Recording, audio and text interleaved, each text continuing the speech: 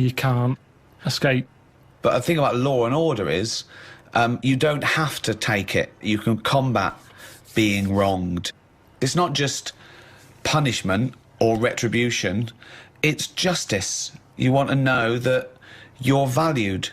You know, this is a big issue, isn't it, Rick? Is one life more important than another? If you've transgressed in a terrible way, you've murdered or raped, whatever, and so I'm going to put you to death. Well, this is an interesting argument, isn't it? Whether capital punishment. I don't agree with execution. Carl, where do you stand on the tricky issue of capital punishment? You've given it some serious thought, I imagine. So what, you're asking me, like, should he be on death row? Well, should someone flip the switch, send him to his death in the electric chair?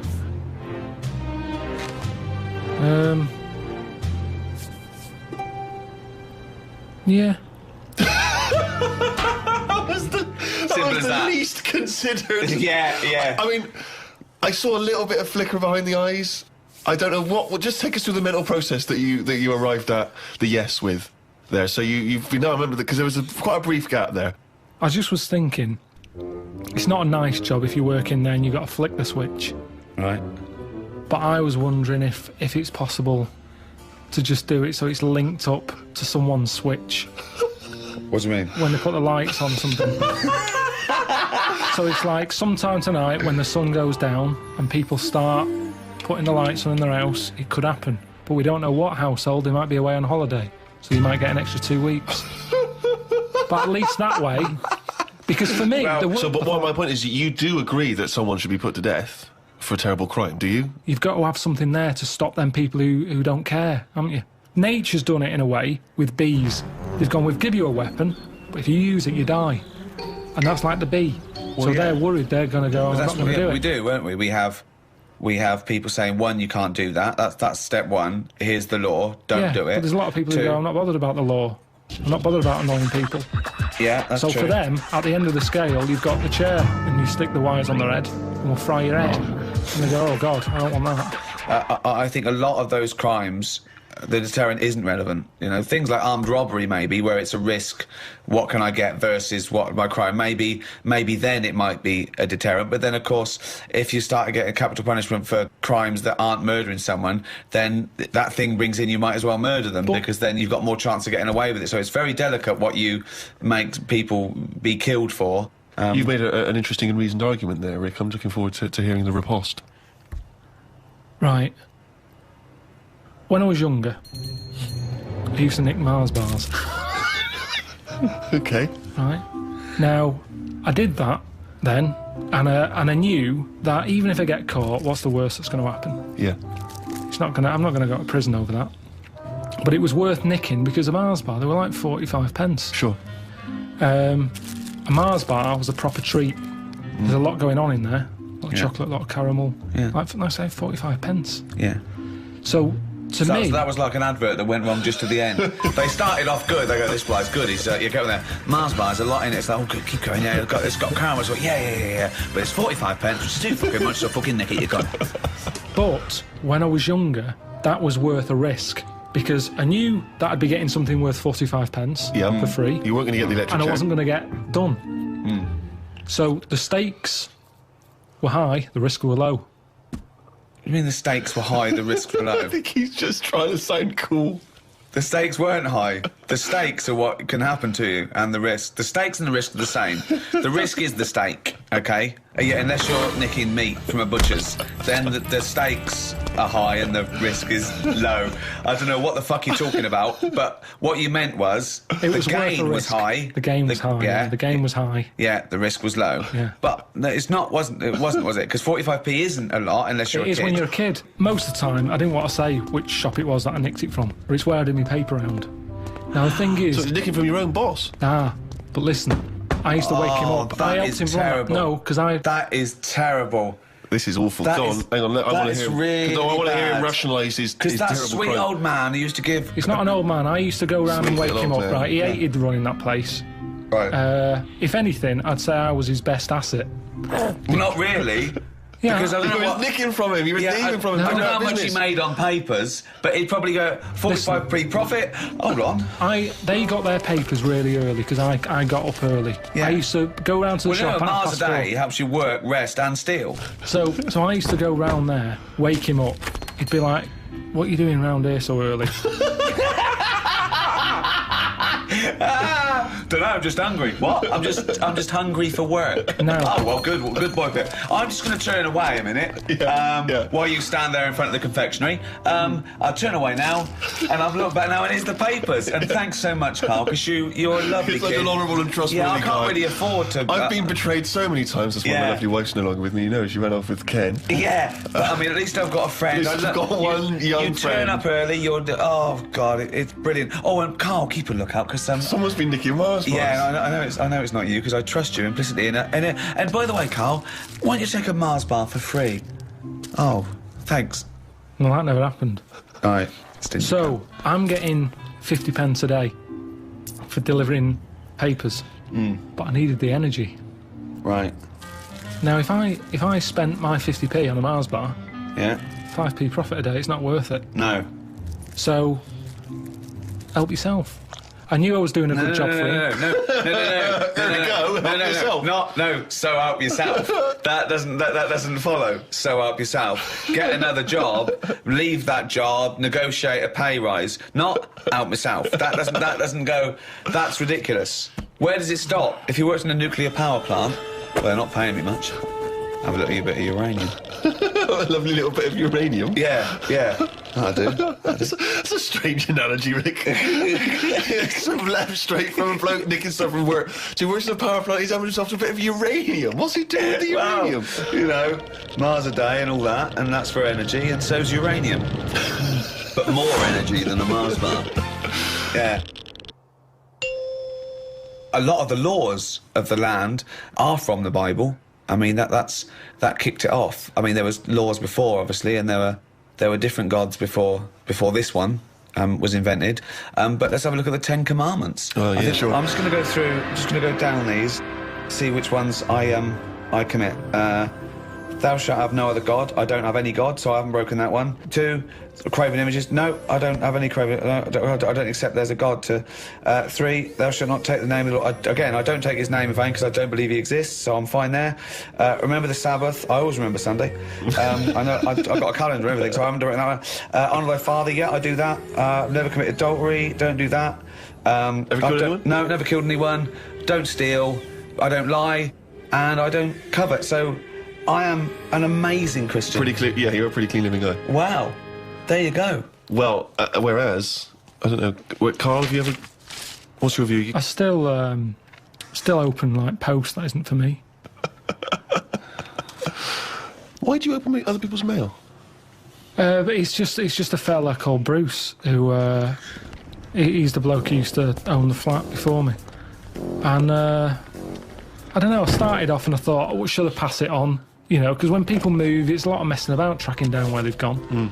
So I thought, should I just leave them for a bit? And I collected some for a bit. And then there was one that sort of said, this is important on the front of it. So I thought, how important is it? So I opened it. What was it? Was it important? Not really, it was from a tattooist. What did they say? It was just something They about said, "Oh, we used the AIDS needle on you. Can you come in for a little test?" So I just started. I just kind of thought, oh, I'll start opening it, having a look, and it was weird because, do you know like how you get fed up of being yourself? No, but go on. Well, you I'm can have- intrigued. Of course. No, you can just have days where you're like, I what wish is I was going Brad on? Pitt, yeah. Well, you know, and Bruce Willis in your case, well, isn't it? well, this bloke was Bruce, so I just go, oh, let's see what you know. If I was Bruce, Yeah. would I be happier being him? Do you know, like how I've said to you before, you never know if you don't feel well because they can't put you in someone else's body to sort of compare. So I think, well, would I enjoy being Bruce more? Sure. And what have you gleaned from Bruce? He's got a tattoo. We know that. There wasn't that much. It was mainly busy at Christmas. A lot of Christmas cards, which were good because I didn't get that many. He's So you put up his pop 'em Christmas... You put up his Christmas cards. What, you had Christmas cards hanging in your flat to have a lovely Christmas, Bruce? Auntie Jean. That's Well, crazy. hang on a minute, because when you put them on your, your mantelpiece or your shelf or whatever, you're not looking at them every day. It's just a picture of Father Christmas. It doesn't matter who it's to or from. But why have them up at all? Well, why not just buy some make it a blank... bit Christmassy. You can just buy some blank cards and put them up. Use them every There's no year. point I have to. Bruce has got a lot of friends. Yeah, It was more awkward, right? Because the bloke downstairs, because I used to always collect the stuff for Bruce, I got talking to a bloke who's in the same block, and he used to see me picking stuff up for Bruce. He'd always say, all right, Bruce. No. You've never told him that you're not Bruce? No point. I have a fascinating tale to tell you, Carl. I think you'll be intrigued.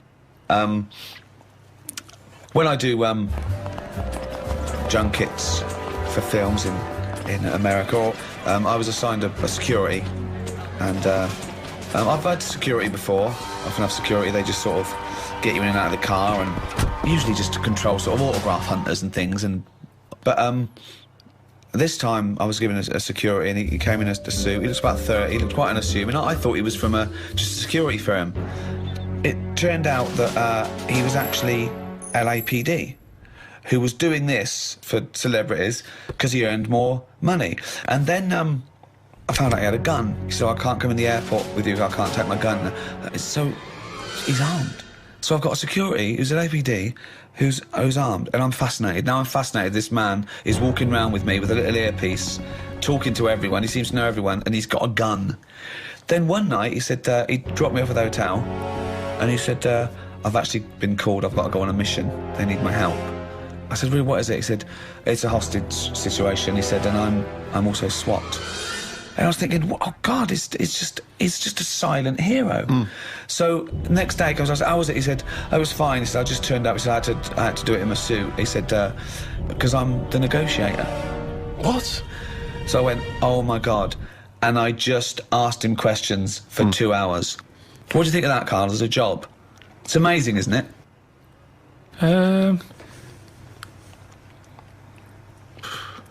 Yeah, I mean, once you've done one, though, it's like any job, isn't it, I suppose? Yeah. Once you've done one. Yeah, Not impressed? Boring, yeah. No, it's good. Could you do it? Do you reckon you could do it? Do you reckon you could negotiate someone out of a hostage situation? Well, I With your think in one of dulcet them tones? things, there's nothing you can do. It's like, it doesn't matter if it goes wrong, because Well, it you does. did your bit. No, it's like being a vet, isn't it? Not really. Not really, because that's Well, it is. What I mean is, you're expected to make the little kitten live. No, there's loads of it. Because I was saying, so he says, I need a car by 5 o'clock, or I'm going to kill someone. He then makes sure that he doesn't kill anyone, but he makes sure that car doesn't come till 5:15. But he's not bothered, is he? If He it's is 15 bothered. minutes late. He is, because he really takes a he empathises with these guys, and he says, no, you've got to understand. No, He but the says- fella in the house with the gun, Yeah. he's not going anywhere. 15 minutes either side doesn't matter. Why is he in a rush? I don't think Carl's getting how Not sure he important, is. how No, amazing not he sure is. You said Yeah. they make the car 15 minutes late. Yeah. He's getting his car. That Yeah, bloke's not in a rush. He's never going to get in the car, is he? He has to get in their head. But to do that, he says that he has to empathise with them to a certain extent. He has to understand why they're doing it, to talk to them and go, Yeah, you've had a bad day. That would send anyone. but he has to get their trust. Carl, try and talk me out. You think it's that easy? Right, I've got a hostage situation, right? They go, there's only one person we can ask for. Get me Carl Pilkington. The police know that you're their top man, and there's a guy in here, he's got a gun, he's got a hostage, okay? He's just done a crime. They don't know what to do, okay? Right, you turn up. What's your first question to them? I'm talking to you. Well, no, you got to Right, assess... I'd say, right. I think there's a saying, actually. You say, where's brass? Right? Right. I found that out. I heard that. I overheard that. What's that? It was something... You're wasting time. It was that bull cunt that's just turned up. I'm gonna fucking kill it. Right, where's brass? What does it mean? I heard it at school when they... I don't know what the fuck you're talking Can I about. just you? It means... I heard someone use it on the...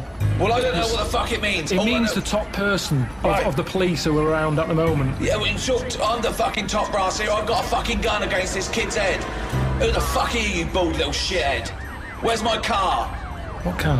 I've asked for a car. Where's my fucking car? Am I talking to you now, am I? Yes, you are. Are you the negotiator? Yeah. Right, get me a fucking car. Where do you want to go? Oh, I'm fucking sore from showing. Throw a phone through the window so I can talk to you over the phone. No. All right, in a minute. Don't ever fucking say no to me. In a minute, I said. Okay. Right, the clock's going. Where's this fucking phone? Listen. I've got a Just sore hang on a throat. minute. Why are you putting the phone through, you dopey cunt? You want to talk to him? Because I don't want to give you a phone straight away. You said you've got to delay him. No, you've got to talk to them. You shouldn't even demand a phone. You should make sure you've got a phone, you dopey twat. Give him a phone. Right, thanks. All right, how's it going? That's better. Right. Right. Who are you, by the way? Who are you? Bruce. I can't give you them details. Well, you can, because I've got to trust you, dopey sod. Are you police, or just some fucking cunt walking by? I'm a policeman. Right, I don't trust policemen. No, but I'm a bit higher than that.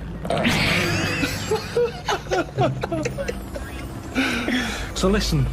Oh, don't you tell me I'm laying down the law here. I'm going to shoot someone unless I get a fast car. I've done a robbery. It's all gone wrong. You're after now, but I want a car to the airport. I want a plane standing by. You don't know me, but I do this a lot. Right? And I can tell you that it never works out right. Do you know anyone who's done what you're doing and is now living a happy life? Well, I don't care. I don't care about living anyway. I don't care about living out. I don't care if this goes wrong, because I'm going to shoot the hostage. What's your problem?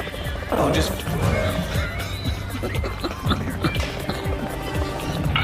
got the wrong attitude, mate. I think you've got the wrong attitude here. No, but this is... to be honest with you, this was my last week. Why are you sending him that? Because I want to bring him down to my level. Right. What's that got to do with it? Well, you know, I've done this job for a long time. Right. And sometimes I felt like you. I've Right. been, you know, even though I'm on this side, you know, sometimes I feel like, oh, I've had enough of this. Right, well, I haven't enough. But I'll tell you, I don't care about living or dying here. So if I don't get a car to the airport, all bets are off. I'm killing everyone and then myself. So you'll be a big loser. Now you've got to get him to stand near a window. You've got to take him out, because I've got a gun to someone's head. You can't burst in, right? You've got what? Come on, how do you get him to stand near a window? Oh, I bet you're hot in there.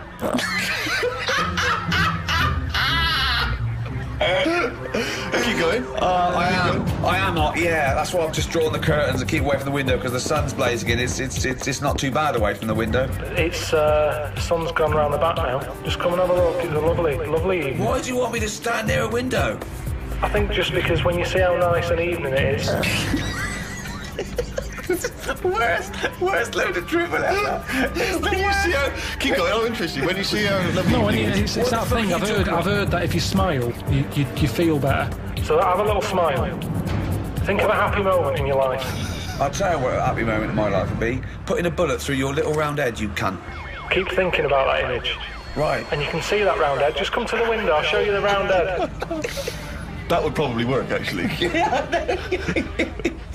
What? No, I'm not going to come near the window. You come near the window. You come near my window. Let me come. Are you coming near the window? No, not yet.